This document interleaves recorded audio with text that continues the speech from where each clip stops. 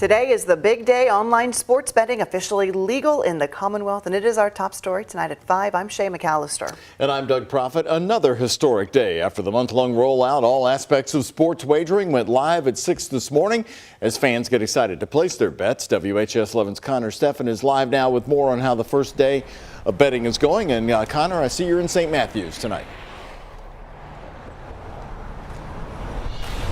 Yeah, Doug, so we're on Lexington Avenue, so you have Gershell's place behind me. We're also near Foxden.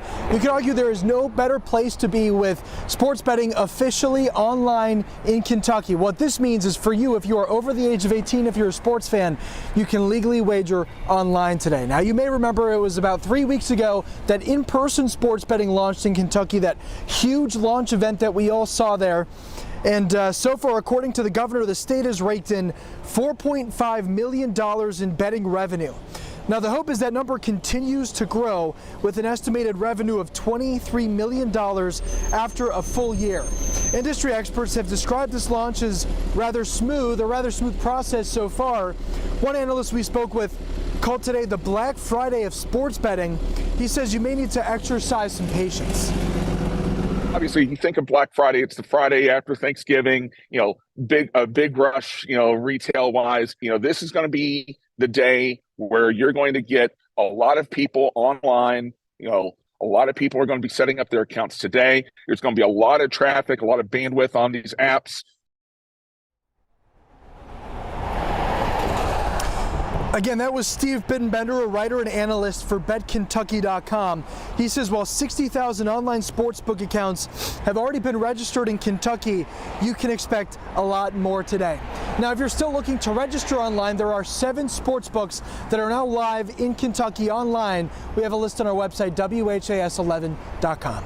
Live here on Lexington Road in St. Matthews, Connor Steffen, WHAS 11 on your side. Okay, Connor, thank you very much. Earlier this month, Kentucky Governor Andy Beshear announced that licensed Kentucky online sports betting apps had more than 60,000 pre-registered accounts. Now, our coverage of Kentucky's first day with the mobile sports betting will continue later tonight on the WHAS 11 night team at 11, as we're going to follow folks who are betting on the Green Bay Packers game, Thursday night football game coming up tonight. More news right here at 5 o'clock. A group of bar and restaurant owners is banding together to fight against Metro Council's efforts to shut down late night activity. There are 20 establishments currently making up the new Louisville Hospitality Association. They say bars and restaurants are not responsible for the uptick in crime, and Metro Council should not hold them responsible for incidents on public streets. This is all in response to the new penalties for violating the noise ordinance and potentially closing businesses at 2 a.m. instead of 4 a.m. We were adamantly opposed to any talk whatsoever of 4 a.m. ban. Bars and restaurants in Louisville are the backbone of this city. These are your mothers, fathers, daughters, sons, friends. They're family-owned and operated small businesses. They serve this community. They have fundraisers. They give back. And closing them at 4 a.m. would not only take money out of their employees' pockets, but it would detrimentally hurt the city in terms of tourism. This comes ahead of a Metro Council meeting tonight with discussions given to Alcohol Beverage Control about more money to fund overtime staff so they are able to enforce that zero-tolerance bar and noise violations. After searching for hours, the wreckage of a small plane was discovered in western Kentucky. With the bodies of 2 pilots on board, the Ohio County, Kentucky Sheriff says they had been flying when severe thunderstorms were crossing that part of Kentucky late last night. The small plane took off from Bowling Green for Owensboro with 2 people on board, an instructor pilot and a student pilot. The Ohio County coroner late today identifying the instructor as 22-year-old Timothy McKellar Jr. of Custer, Kentucky, and the student is 18-year-old Connor Quisenberry of Beaver Dam, Kentucky. Last night, just before 11 o'clock, Evansville Air Traffic Control reported the possible crash near Whitesville, Kentucky, 2 hours west of Louisville. The storms were so strong they couldn't start the search until the weather cleared.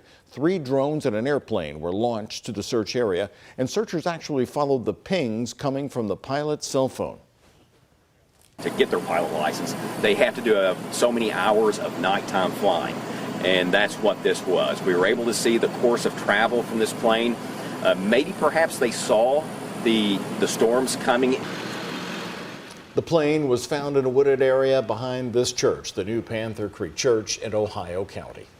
The LMPD traffic guard who was hurt after being hit by a semi-truck earlier this month has been released from the hospital, going home today.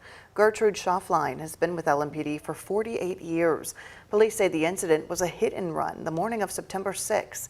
LMPD says due to many witnesses calling 911 and giving descriptions of the truck, they were able to make an arrest and find that driver later the same day. Now, a little bit more than 3 weeks later, LMPD posted this photo of her leaving the hospital, surrounded by her fellow traffic guards and other officers. They say now she is at home and adjusting to her new life. We're getting an update on our weather now as the humidity has come back in. Take a look at those clouds, folks. It looks once again like we're right in the middle of summer, and we've got really warm weather coming up. Yeah, it's too bad because I'm ready for fall Yes, temperatures. it's time hey, the leaves are already falling, you know that much. They're switching on their own, Alden. When are we expecting any kind of cool down? That's still going to be coming in about a week or so, but we do see it, thankfully, and it is already on the 7-day forecast. I'll show you that here in about 10 or so minutes. Otherwise, our lows today were down into the lower 60s, and of course, you might have woken up a little bit early because of some of the lightning, thunder, and even some hail. 82 are high, running a handful of degrees warmer than average. And although we picked up almost half an inch of rainfall today, we still for the month have only seen 3/4 of an inch at all the international airports. So still a remarkably dry September, but no longer in the top 10 driest Septembers ever in Louisville's history. As we look outside through Scottsburg, we'll see skies continue to gradually clear overnight. And with the ground being saturated, especially in areas to the south, we might have some patchy dense fog develop later tonight and into early tomorrow morning as well. Otherwise, max HD radar is looking largely dry for the moment outside of a couple of isolated showers that were developing but have since fallen apart. Ahead, I'll break down our next opportunity to see rain. Okay, Alden, thank you. Now take a look at this. One golf course is healing after vandals ruined its green earlier this week. Employees at Sun Valley say their 7th hole was left with tread marks Tuesday night after drivers snuck onto the course with a four-wheeler. And now they're looking to find who is responsible. Alexis Jones shares why they are calling on the public for some help. Whether you're up close or a few feet away, golfers say the damage here on Sun Valley's course is hard to miss and devastating to see. It's sad that somebody would just have a lack of respect for somebody else's property in the cities. Dustin Fowler is the head golf pro at Sun Valley. He was also one of the first to lay eyes on the 7th hole Wednesday morning. Fowler says this isn't the first time someone has purposely torn up the green. But over the years, he says drag racing has grown out of hand. Right now, the area is temporarily closed. Though the 7th hole has a new location, he says getting back on course will be tough. Parks and Recreation expects to have the area back to normal by mid-spring. In the meantime, they're installing cameras across the course and calling on the public for help. We just really want to find out, get to the bottom of it and find out who did it to prevent it from ever happening again at any golf course, really. In Louisville, Alexis Jones, WHAS11 on your side.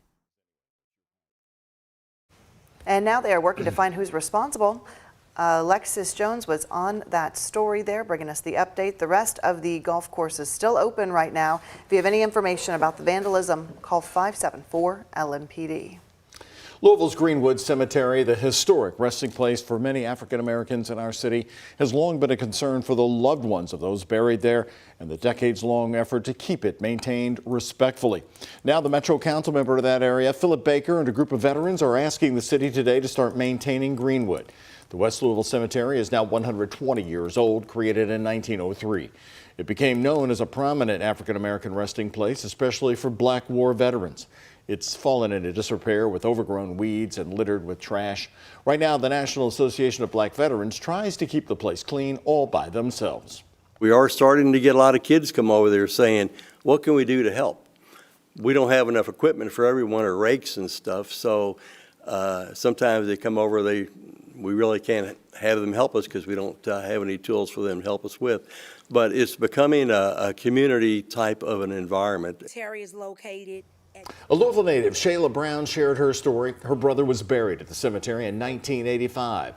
An archaeologist told her that it was impossible to find his gravesite due to the conditions of the cemetery. Their goal is for the city's Parks and Recreation to take control of the grounds and maintain the way they would a park.